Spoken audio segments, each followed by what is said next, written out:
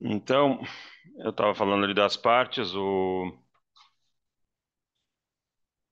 vídeo não vai funcionar.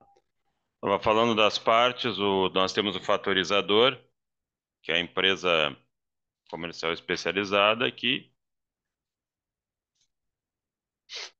adquire créditos a vencer. Então, ele acaba sendo o quê? Ele é um cessionário de um crédito fatorizado.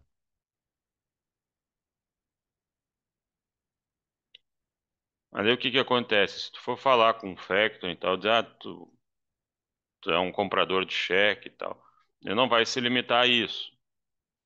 Na verdade, na definição propriamente, o fatorizador é alguém que administra o crédito, promovendo a cobrança e assumindo o risco da insolvência,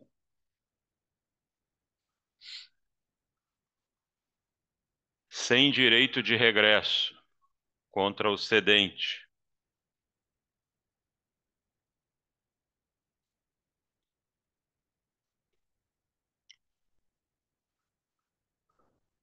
Ele administra o crédito, promovendo a cobrança, assumindo o risco de insolvência sem direito de regresso contra o cedente. Quer dizer, o sujeito me passou um crédito, se eu não conseguir cobrar, eu não posso recobrar de quem me passou.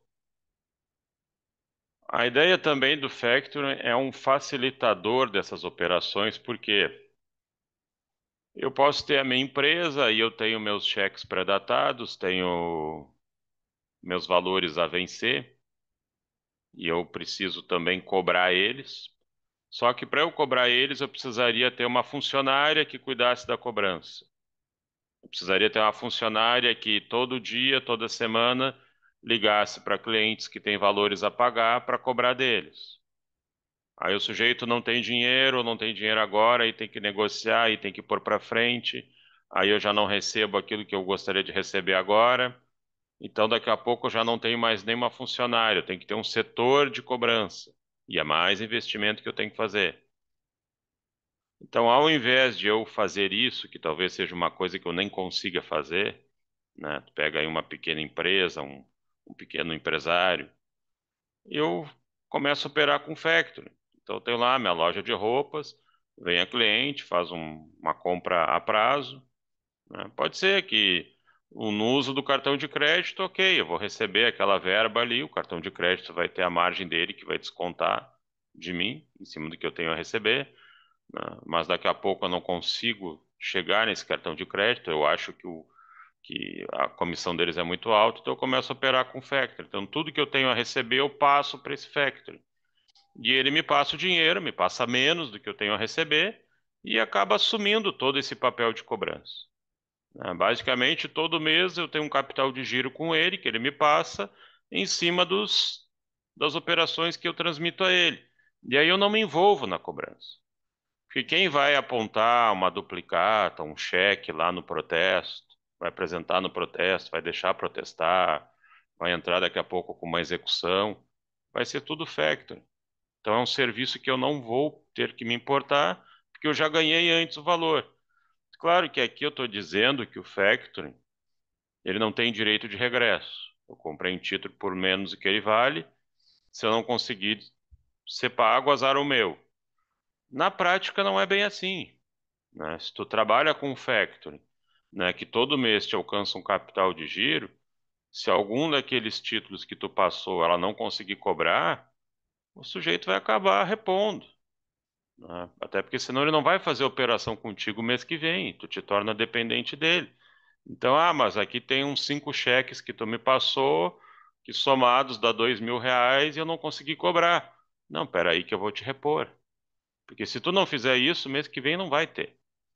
Então, essa linha de dependência que tu gira acaba afastando essa perspectiva na prática de que o factoring tenha prejuízo não podendo fazer o regresso. Se tu ficar deixando ele na mão, ele também não vai mais contratar contigo, é simples, né? E isso tu não vai deixar. Tu vai acabar não deixando acontecer. Além do que eles também se comunicam entre eles, né? Se tu é um cliente que passou títulos que não conseguiram ser cobrados e tu não quer repor isso, todos os factorings de Porto Alegre e do Rio Grande do Sul já estão sabendo quem tu é. E quando tu for bater na porta deles, eles também não vão te dar crédito. Então, né, entre o que a lei preceitua, o que o sistema preceitua e o que a prática apresenta, existe uma diferença, né? Se a gente for levar isso a juízo, a jurisprudência majoritária vai dizer, olha, o fatorizador não tem direito de regresso. Se ele comprou um título, o título não foi descontado e agora ele quer cobrar de quem cedeu, não vai levar. Se tu for bater no judiciário, esse é o resultado. Agora, na prática, não é assim. Na prática, não é bem assim. Existe também uma outra parte chamada de fatorizado,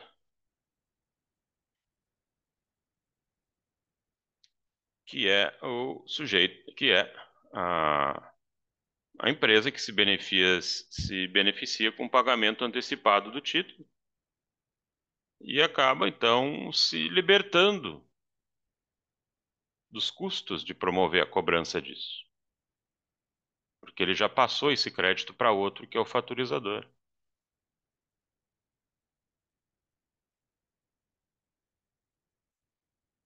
Então, o fatorizador é um cessionário de um crédito e o fatorizado é o cedente.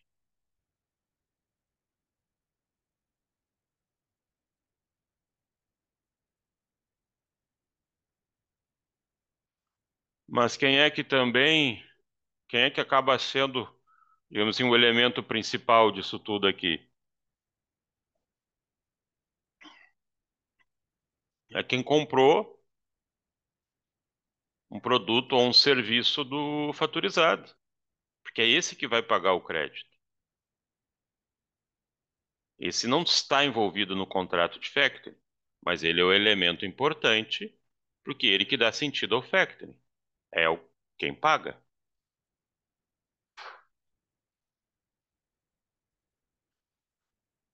A gente chama ele também de sacado.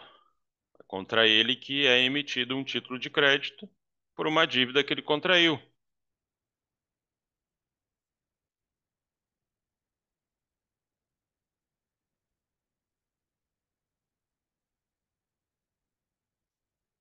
E no caso dele, se aplica o artigo 290 do Código Civil. Ou seja, se houve uma operação de factoring, tem que avisar ele, porque na cabeça dele, o credor dele é aquela pessoa com quem ele realizou o negócio. É a loja de roupa X. Ele nem sabe que tem uma empresa de factoring comprando o débito que ele deve. Então, o que que acontece? Mesmo tendo havido factoring, se ninguém avisar ele e ele for lá e pagar a loja X, ele está liberado. Aí é problema dos dois, fatorizado e fatorizador. Agora, a partir do momento em que ele for notificado, olha, agora o teu credor é outro, teu credor não é mais o original, é quem comprou o crédito, tá bom, agora ele já sabe para quem ele tem que pagar. Ô, senhor, aqui no factoring a gente não tá falando especificamente de cessão de crédito, né? Não se usa elementos da cessão de crédito, mas ele é um contrato mais amplo do que isso, né? Tá, Quando tu fala ali em cessão de crédito, unicamente tu está pensando numa operação isolada. O factoring já é uma operação com vários créditos envolvidos e já com atividade de cobrança também e fornecimento de capital de giro para o fatorizado. no caso que tu tava falando, por exemplo, lá dos precatórios, daí a gente tá falando de cessão, Precatório é uma cessão. tá. Daí, mas na cessão não tem risco, então. Na cessão existe risco. Na cessão existe o risco no sentido de que quando é feita a operação, tu tem que garantir a existência do crédito. Ah, hoje se fosse ser cobrado, tá lá. Agora, tu não garante a solvência do devedor. Ah, daqui a 6 meses eu não sei. Daqui a 3 meses eu não sei. Mas se fosse hoje, hoje ele teria para pagar. Tá. Mas aí já é de lei, né? Aí já está no próprio Código Civil isso. Não me lembro agora qual é o artigo. Esse factoring não tem nenhum lugar no código? Não falam sobre ele no Não, código? não. Ele não tem lei própria. Só que o factoring também, né, eu não quero reduzir ele a uma compra de títulos, né? A ideia é que tu tenha uma operação maior e contínua com aquele empresário que realiza operações a prazo, que ele possa, né, manter contigo uma linha de capital de giro, e aí tu segue antecipando dinheiro para ele e ganhando em cima disso. Ele não pode fazer captação de recursos como o banco faz. O banco é um captador de recursos. De quem é o dinheiro que o banco empresta?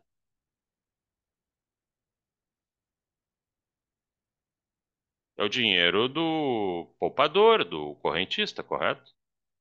Sim, que tá lá, Né? caixa. Tu põe teu dinheiro lá no CDB, aí o banco te dá um maravilhoso 0,7 ao mês, e aí ele pode pegar esse teu dinheiro e emprestar numa linha de cheque especial onde ele cobra 10%. Então, mais ou menos essa a ideia. E aí, o que que o banco faz? Ele faz propaganda. Abra uma conta no Banco X. Aqui você tem vantagens tais e tais e tais. Isso o banco pode fazer, a captação de recursos de poupança. Um factoring não pode dizer, abra uma conta no meu factoring. Porque o factoring, para emprestar dinheiro, esse dinheiro vai sair da onde? É basicamente comprar títulos, né? Esse dinheiro vai sair da onde? Se eu não posso botar, se eu não posso abrir contas de terceiros para isso, esse dinheiro ele tem que sair do quê? Dos sócios da factory. Então tu não vira um correntista da factory, tu vira um sócio. E é o teu capital que tu põe lá. E esse capital que tu botou vai servir para comprar títulos e depois tu ganha o quê? Tu ganha dividendos em cima do lucro que a factory gera. Se o factoring começar a fazer propaganda, ponha o dinheiro comigo, que eu te retorno um valor X, na hora o sistema bancário vem em cima. Já responde, inclusive, criminalmente. Não pode fazer captação de poupança. Então tem que se resolver com capital próprio do dono da factory ou das pessoas que ele chama para virarem sócios da factory. Esses é que vão dar o dinheiro que vai permitir um empréstimo, digamos assim, ou compra desses créditos futuros. E o factoring também te permite o quê? Né? Tu expande o teu trabalho com ele ao ponto de que ele já faz também uma análise do teu pretenso cliente, né? Tu já tem um sujeito aqui que vai me comprar um produto que custa 100 mil, tá aqui o CNPJ, tá aqui os dados dele, enfim, e a Factoring já faz uma avaliação para te dar um parecer se vale a pena ou não tu operar com esse sujeito. Então tu já ganha o quê? Tu ganha tempo, porque senão cada cliente que bate na tua porta, tu teria que entrar ali no Credit Score, tu teria que entrar no Serasa, tu teria que entrar no SPC, ficar fazendo uma consulta para ver se o sujeito tem pendências ou não, se ele anda pagando bem ou não. E o factoring já pode te servir de conselheiro para isso. Até porque ele tem interesse em comprar o teu título, né? E quer também ter uma ideia de que esse título seja bom, né? Ô, senhor, eu fiquei um pouco em dúvida. Eu achei meio confuso essa questão, então, a diferença entre a cessão e o factoring. Porque tu disse que, pra mim, na minha cabeça, eu pensava que era a questão do risco, mas se na cessão também tem o risco, eu não entendia muito bem a diferença. Fiquei meio confuso mesmo. A cessão existe um risco de não ter a solvabilidade, e essa questão da cessão tu traz para o factoring. O factoring tu está aqui montando um contrato com várias situações, porque ele não tem lei própria. Então, uma das operações dele é uma cessão de crédito. Outra operação dele é ele ficar te fornecendo capital de giro. Outra é ele ficar fazendo uma avaliação dos teus pretensos clientes para tu não ter risco com operações que não vão ser pagas lá na frente. Então a ideia é não resumir o factoring a uma mera compra de títulos com deságio.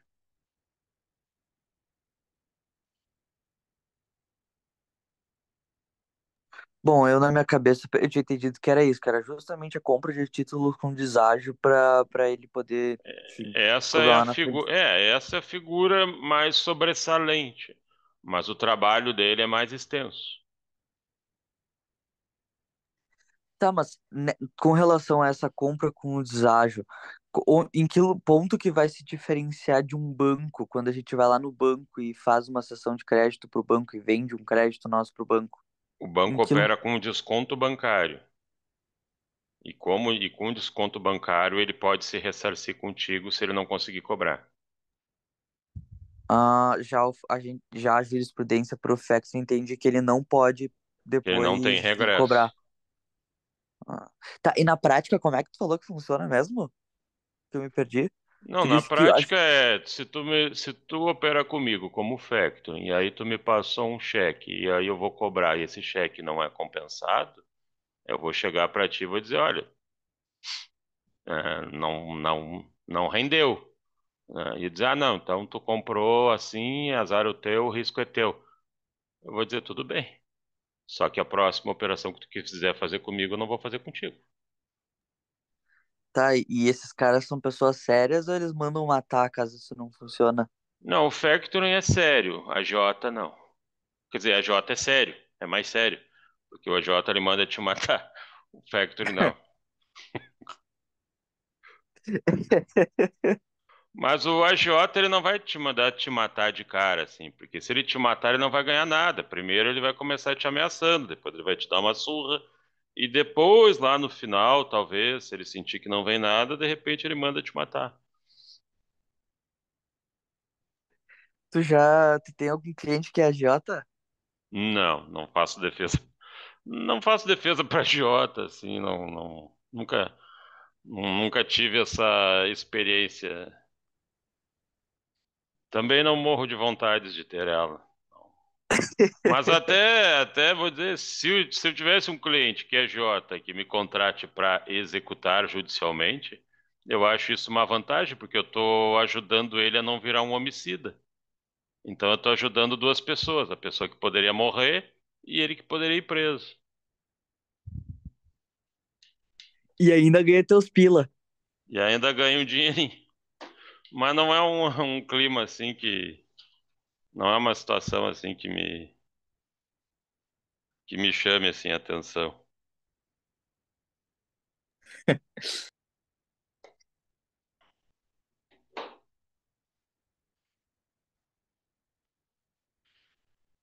Ah, outra questão aqui. Existe no factoring o que a gente chama de fator de compra.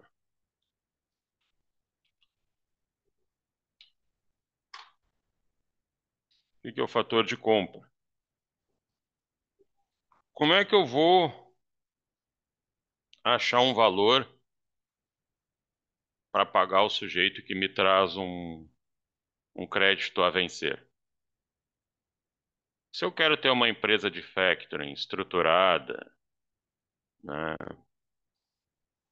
com longo tempo de duração, né, com toda a questão empresarial, né, estruturada, eu não posso trabalhar com números simbólicos ou cabalísticos, né? O sujeito, eu tenho aqui um crédito de 10 mil a receber. Eu vou pagar 5. Aí vem outro, vou pagar 4,5. Vem outro, eu vou pagar 3. Até porque as pessoas vão começar a se conversar. Por que que para ti é mais caro? Por que que para ti é menos caro? Enfim, eu tenho que ter uma linha de estruturação para poder justificar os preços que eu cobro pelo meu serviço. Então, o que acontece? Se tu está antecipando valores de um título a vencer, A ideia de tu chegar no valor que tu vai pagar, no fator de compra desse título, envolve o quê? Envolve o número de operações que aquele fatorizado tem contigo, tá? Quais os serviços que ele acaba contratando comigo, organização de crédito, fluxo de capital, cobranças, protestos, né? Várias atividades que ele vai deixando de fazer e vai jogando em cima de mim para se aliviar, porque ele não tem tempo de se dedicar nessa parte de cobrança, e também o risco de quem é o devedor desse crédito, né? Ele vai olhar, ele vai fazer uma análise lá. Hoje tu entra num sistema tipo Serasa, tu tem mais informação de alguém do que numa declaração de renda, né? Vamos pensar o seguinte, na declaração de renda as pessoas mentem para pagar menos imposto. Do Serasa tu não tem como fugir. Então tudo que tu deixa como passo de atividade tua tá lá. Eles sabem até o nome da tua mãe, o nome dos teus tios, o que que eles trabalham, onde eles moram, tá tudo ali. Então tu vai fazer uma análise disso para ver, olha, esse sujeito nunca deixou de pagar, não deve nada, né, não tem registro negativo nenhum. Acho bem tranquilo comprar um crédito em que o devedor deva R$ 5.000, porque pelas operações dele aqui ele costuma pagar até mais do que isso. Então eu não preciso chegar e baixar tanto assim o valor. Eu não preciso pegar um crédito de 10 mil e dizer que eu só vou pagar 4. Eu posso talvez transacionar por 7 e o meu lucro é 3, porque a minha faixa de risco é pequena ou é menor. Então todos esses vetores aí tu vai utilizar lá na tua empresa de factoring como fator de compra, né? Para tu ter uma atividade organizada e não aleatória, né? Cada um que chega ali, tu não pode trazer um valor diferente. Senão também tu não vai te sustentar como empresa, né? Não vai ser muito consistente assim a tua atividade, né? Ah, uma outra questão aqui. Tudo bem aqui? Alguma dúvida? Tudo bem. Uma outra questão aqui. Se, digamos que, né, numa operação de factoring, que na verdade é um empréstimo ao contrário, né, porque tu vende algo para ganhar menos, e aí tu faz o cálculo do que aquilo ali representaria em termos de juros, caso fosse um valor sendo emprestado. Se aquilo ali supera o limite de 12% ao ano, né, digamos assim, que a remuneração do fatorizador superasse 12% ao ano, tu poderias levar isso a juízo para revisar esse contrato. Por quê? Porque 12% ao ano é um limite para todos aqueles que não são bancos, que aí se aplica a lei de usura, que a gente falou aula passada. E como o factor não é banco, ele não está protegido para cobrar a taxa de juros que ele bem entende. Claro que alguém que chega ao ponto de discutir isto em juízo com o factoring, dificilmente depois vai conseguir chegar em outras factorings.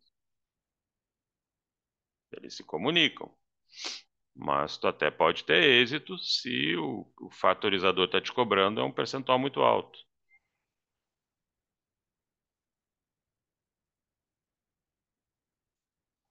Se fosse um banco, tu não consegue discutir com um banco, o banco está me cobrando mais de 12% ao ano. Né, isso aí, em princípio, não é abusivo na linha de tomada de créditos com o banco. Mas aí teria que fazer um cálculo para ver se, porque para mim nem consigo na minha cabeça fazer esse cálculo tipo para ver se equivaleria a mais que 12% a diferença entre o valor do crédito e o valor que o Não, aí factoring tem que pegar cobra. um programa de cálculo, passar para um contador ali que entenda mais e ele Sim. vai dentro da operação total extrair, ó, realmente aqui o cara compra títulos de crédito pagando 50%, então a margem dele é 30% ao ano de taxa de juros. se estivesse emprestando, né? E aí tu, digamos assim, consegue reduzir essa diferença, né?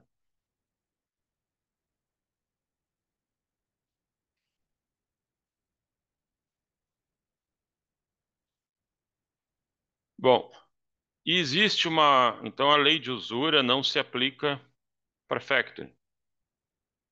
Quer dizer, aliás, se aplica para factoring no sentido de que ele não pode cobrar mais do que 12% ao ano em cima da operação de concessão de crédito, ao contrário.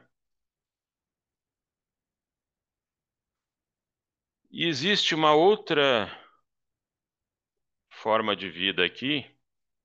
Vou botar aqui um número de uma apelação civil, tem algumas assim envolvendo isso, que se chama de duplicata fria.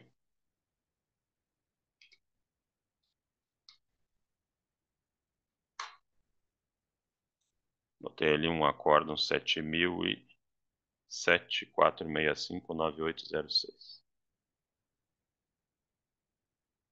Duplicata fria.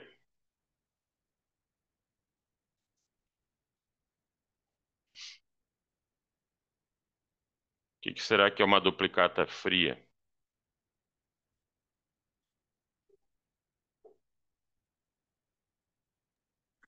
Frio se remete a não declarado? Não sei. É uma duplicata emitida em cima de operação que não existe. O Falso? que... Lavagem de dinheiro? Não, não. É ou desespero ou picaretagem. O que acontece? Como eu disse, quando tu faz uma compra e venda ou um contrato de prestação de serviço, tu tira a nota fiscal e a partir dessa nota fiscal tu pode lançar duplicatas que somadas, ou uma só ou várias, representam o valor da operação que um comprador teve contigo, né? Então o sujeito lá comprou um produto lá de 100 mil reais e ficou de pagar em 5 de 20 mil, e aí tu emite 5 duplicatas, uma para cada mês, né? Até fechar esse período de 5 parcelas que vão fechar 100 mil reais.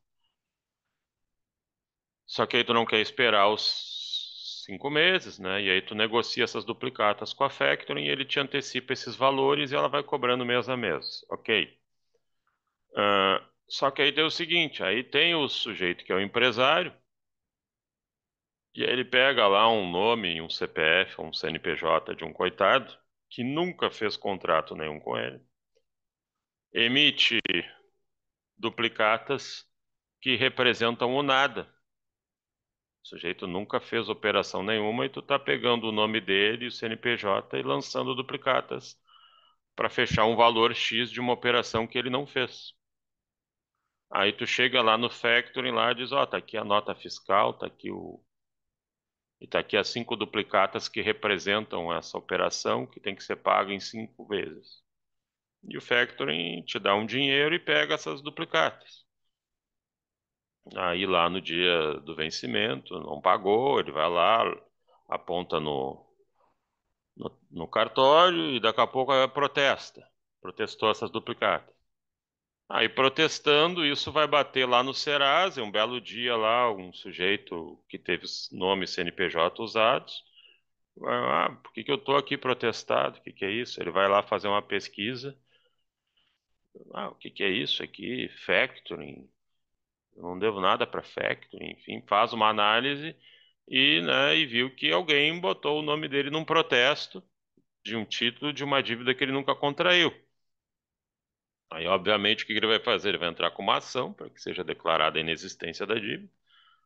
Vai botar a factoring, vai botar o emitente, né, quem emitiu essa duplicata também, e vai pedir danos morais. E aí a factoring vai dizer, não, mas eu só comprei. Não, não fui eu que emiti, não, mas aí é o seguinte, quando tu adquiriu essas duplicatas, tu tinha que ter te certificado que que o sujeito assinou que recebeu a mercadoria ou que recebeu o serviço. Se a mercadoria veio com defeito ou o serviço não foi bem realizado, é problema dele com quem prestou, mas que isso tenha existido e tu não foi atrás disso. Então tu nem te certificou que a operação ocorreu. Então isso daqui era uma duplicata fria e o risco da duplicata fria que tu levou a protesto é teu. Os dois vão ser condenados solidariamente a indenizar essa pessoa que teve o nome sujo e a dívida com essa pessoa vai ser declarada inexistente. Aí o factoring vai ter que fazer uma ação de regresso contra essa empresa aí para, enfim, né, reaver ali o que ela gastou e também o dinheiro que ela pagou por essa duplicata fria, o que eu acredito que ele não vai conseguir. Normalmente quem aplica a duplicata fria não deixa rastro, né? Então o prejuízo vai ser do factoring por não ter feito uma pesquisa melhor em torno da existência, da realidade dessa operação. Essa seria o cenário de duplicata fria e que não é incomum de acontecer. Vocês conseguem entender a ideia? Sim. Sim. O judiciário cobra a responsabilidade da factoring por não ter feito uma análise correta de que a operação era existente. E tem também aqui a questão do que eu já havia falado do direito de regresso, no sentido de que em juízo, né, a maior parte é pela impossibilidade do factoring realizar o direito de regresso contra o faturizado. Ah, eu peguei o título que ele me negociou comigo, paguei por ele, paguei menos. No dia do vencimento eu fui cobrar do devedor, o devedor não tinha para pagar, não pagou. E aí eu estou tentando me voltar agora contra o faturizado para ele me ressarcir do valor que eu passei para ele. Se isso for a juízo, judicialmente, eles vão dizer que o factoring é uma operação que tem risco, né? O crédito tem que existir na época da operação, mas lá no final, quando ele for cobrado, pode até não existir, e aí está o risco do factoring, e isso justifica o porquê que ele está pagando menos por um título. Então, direito de regresso, judicialmente, não dá certo, né? Não dá certo para o factoring, acaba tendo que assumir o prejuízo.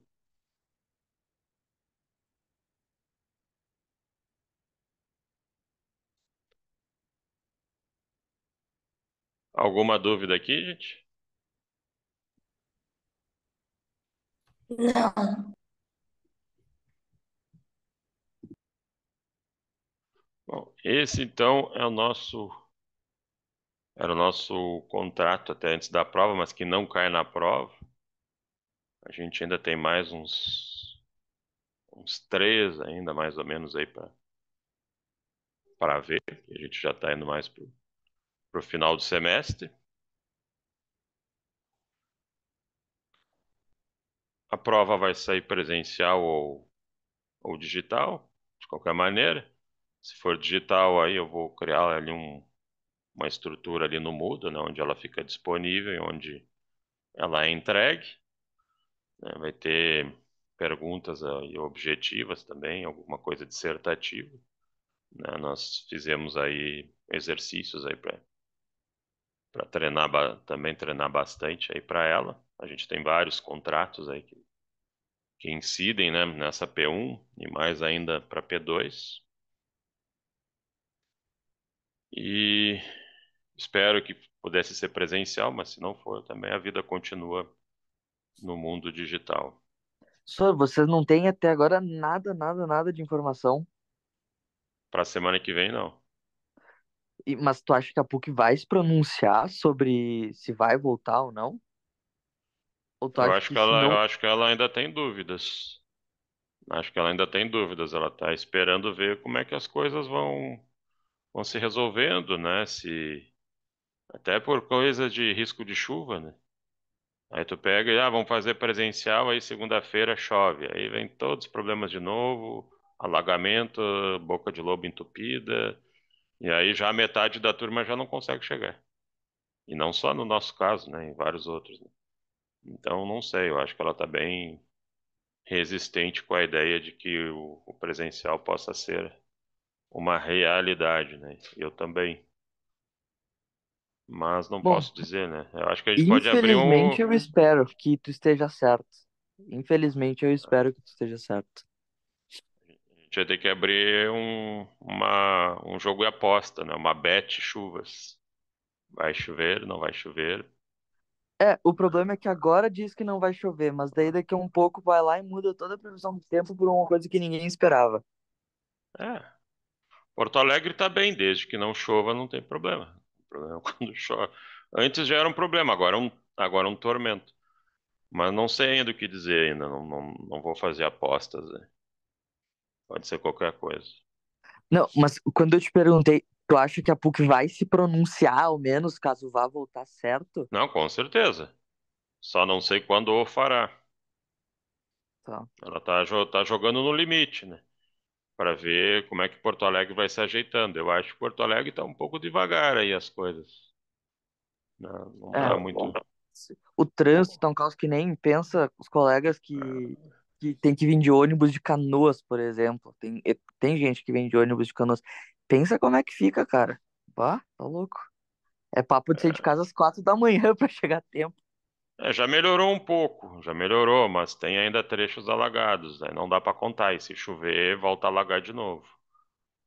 Então, o que deveria estar funcionando em termos de bombas aqui não está funcionando na integralidade. Então, não dá para contar assim. Mas aí a Bom, gente enfim. vai falando ali, no mudo ali, a gente vai conversando ali para ver aí os rumos aí. Fechou. Então tá bem. Obrigado.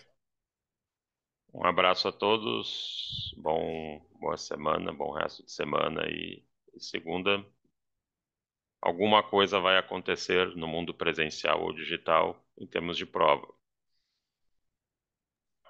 Tá Tchau, bom. tchau, professor. Tá. Obrigada. Tchau, Tchau. obrigada. Valeu, Sir. Valeu, até mais.